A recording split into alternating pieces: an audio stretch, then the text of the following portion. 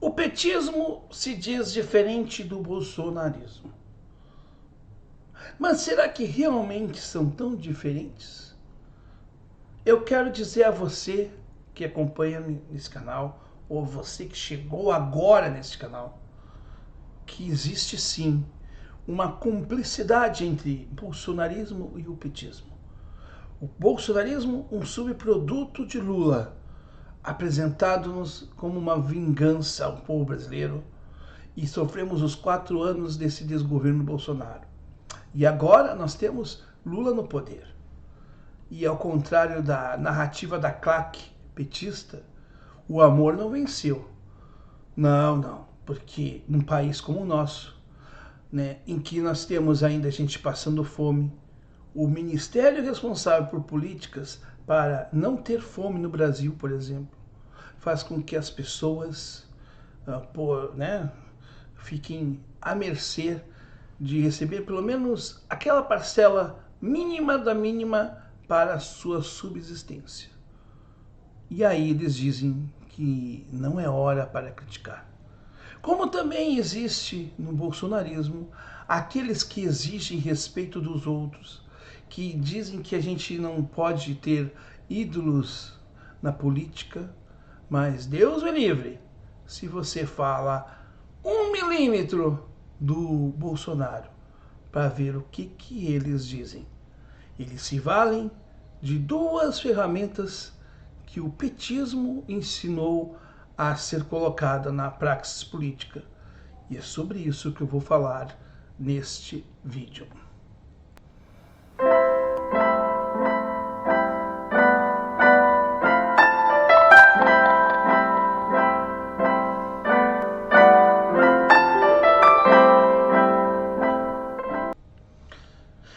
Pois bem, meus caros, antes de mais nada, né, agradeço a você que já está no canal, já somos mais de 15.100 inscritos.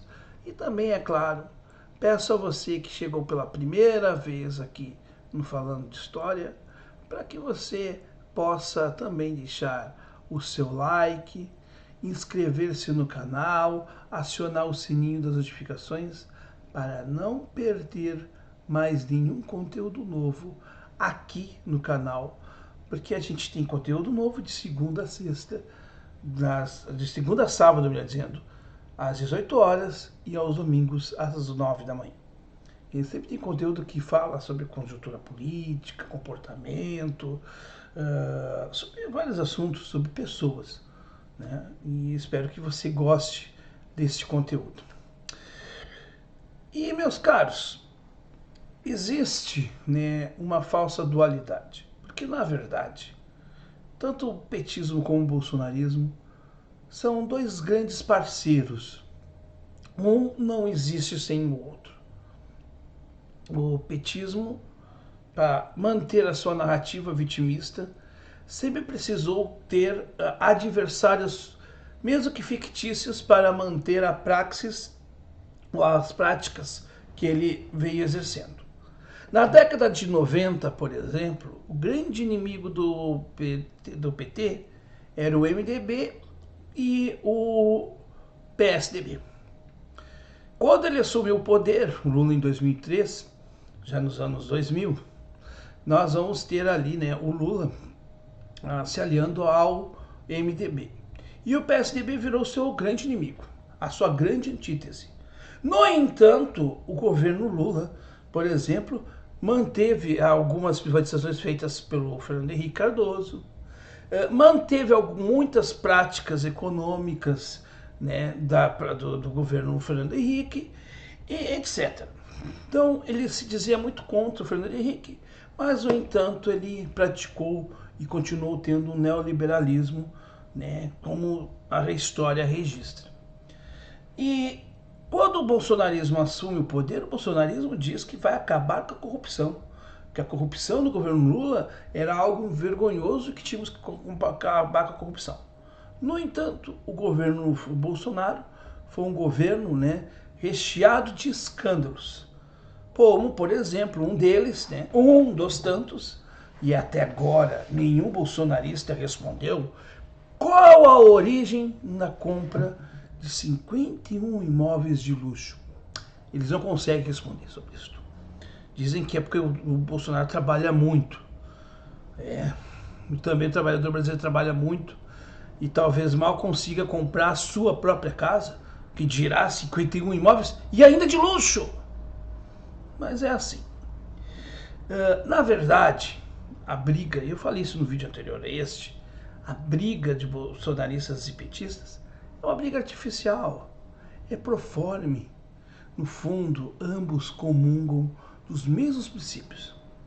Os princípios, né, da mentira, os princípios da hipocrisia, os princípios da devoção dogmática aos seus ídolos, os princípios do neoliberalismo como prática econômica. Porque efetivamente é o que está acontecendo hoje. Nós hoje aumentamos o número de desempregados e diminuiu-se, né, o número de empregos formais, porque o bico, como se diz, está aí para quem quer ver. Ou seja, a informalidade aumentou. E ao aumentar a informalidade, nós não temos mais empregos, nós temos subempregos. E efetivamente a gente precisa parar para pensar que como é que um governo que se diz de esquerda mantém as reformas trabalhistas, previdenciária, mantém o novo ensino médio e outras excrescências. Porque no fundo, este governo que está aí, ele não é diferente do anterior. Porque é só a questão de cores, dos símbolos. E muda uma coisa aqui, outra ali, troca uma cadeira aqui, bota uma mesa para lá. É isso que mudou. Mas o pensamento é o mesmo. Ah, mas o Bolsonaro e o Lula são iguais. Não digo que são iguais, mas ambos têm o mesmo grau de covardia frente aos problemas do Brasil, não sabem o que fazer. Ambos são desatualizados, são completamente descontextualizados e ambos existem, né? Ambos têm, né, dizendo, uma claque que fica em volta deles aplaudindo-os o tempo todo.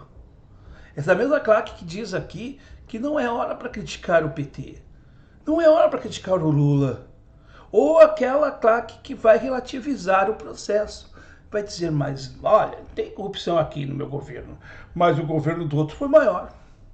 Como se alguém que furta ou roube R$2 não seja menos ladrão que alguém que roubou 2 milhões. Ou furtou. Quer dizer, você aí, né, gente, você vê a relativização das coisas. E também, é claro, a noção de que todo mundo pode falar o que quer sem propriedade real do que está falando. As pessoas não sabem o que falam. E acho que isto é sinônimo de espontaneidade. Que espontaneidade é essa, meus caros? Não existe essa espontaneidade. O que existe é ignorância. O que existe é intolerância. Os bolsonaristas, quando contidos nos seus atos infratórios, né? Então eles, por exemplo, eles clamam por direito de expressão. Como se fosse direito de expressão uma carta branca para poder deliquir, para que você possa usar as redes sociais, os meios digitais, todos, para simplesmente ofender quem quer que seja. É complicado, não é mesmo, meus caros? Pois é. E assim também vale para os petistas que falam no amor, que o amor venceu, mas são esses os primeiros a agredir quem quer que ouse questionar o Lula. O grande estadista brasileiro, que mais está fora do país do que dentro dele. E você vai dizer assim, ah, mas o Lula não viajou essa semana. Mas o Lula nunca esteve no Brasil. A sua mente, ele está num outro país. Num país em que ele é rei, que as coisas funcionam em volta dele somente. Mas ele não está, de fato, no Brasil. Ele não governa para o povo brasileiro. Ele governa para a sua claque. Aquela que aplaude o Lula de todas as maneiras possíveis. E que é criticada pelos bolsonaristas, aqueles que dizem que não tem ídolo na política. Mas basta você criticar o Bolsonaro para ver a fera que, né, a fera que ele se transforma. Ou seja, a cumplicidade do bolsonarismo se dá inclusive no silêncio, né, que contempla as suas conivências, as suas conveniências, melhor dizendo. São coniventes pelas suas conveniências. Porque quando a gente critica o Lula, o lulista vai vir aqui para dizer que esse canal é bolsonarista porque fala mal do Lula. E o oposto também vai valer para quando a gente critica, e criticaremos sempre o Bolsonaro, nós somos um canal petista. Ou seja, o modus operandi da desinformação, da fake news, da enganação, da intimidação e da profunda dificuldade, vejamos bem, da profunda dificuldade de convencimento dos outros. Por quê? Porque no fundo o petista e o bolsonarista, eu repito, comungam dos mesmos princípios. Os seus governos estão aí para nos provar o que eles são. Portanto, meus caros, eu digo isso com muita tristeza no coração, mas eu falo isso porque eu acho que tenho que falar. Infelizmente, vivemos a era da mentira. E agora que nós estamos vendo a iminência do Bolsonaro ter, né, o seu mandato cassado, até então, né, mandato, seus direitos políticos cassados, me dizendo. Bolsonaro, né, que está sendo, nesse momento, está sendo julgado. Enfim, eu não sei qual vai ser o resultado, mas tudo indica que o Bolsonaro vai ser, né, vai ter perda de seus direitos políticos por 8 anos. Pois bem, agora nós vamos começar a assistir, já estamos, aliás, assistindo, o uso do vitimismo por parte do bolsonarista, que se diz que ele está numa ditadura, quando na verdade só está sendo coibido das suas práticas delinquentes. É isso, não está tendo ditadura nenhuma. Como o petista lá atrás também dizia isto, que vivíamos uma ditadura, que o Brasil, olha, está com Bolsonaro, que é um absurdo. Olha, e aí sempre é aquela exaltação da figura do coitadismo. O vitimismo foi usado pelo PT lá atrás e agora vai ser usado, né, pelo bolsonarismo. A narrativa do medo foi usada pelo Bolsonaro lá atrás, lá quando surfou em cima do lavajatismo. Agora vai ser usada pelo bolsonarismo numa próxima eleição daqui 4 anos. Por quê?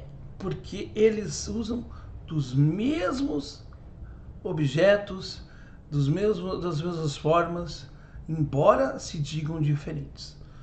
E este canal não vai se curvar para essa gente. Aqui o bolsonarismo vai ser sempre criticado. É um direito meu, como cidadão, de expressar a minha repulsa a esses. Não preciso bradar, não preciso quebrar o pau, não preciso pegar um cacetete e fazer a lá borguete, não preciso nada disso.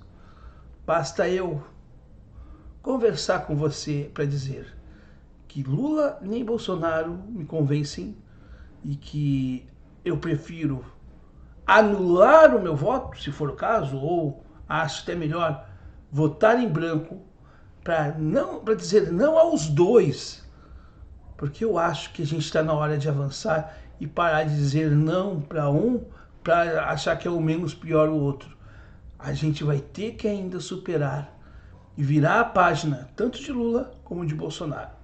Eles representam uma âncora para um passado e um presente que não nos leva a lugar nenhum, que não vai superar um momento de crise econômica, social e política. Portanto, eu tenho muito orgulho e muita convicção para dizer que, de fato, nem Bolsonaro nem Lula me representam.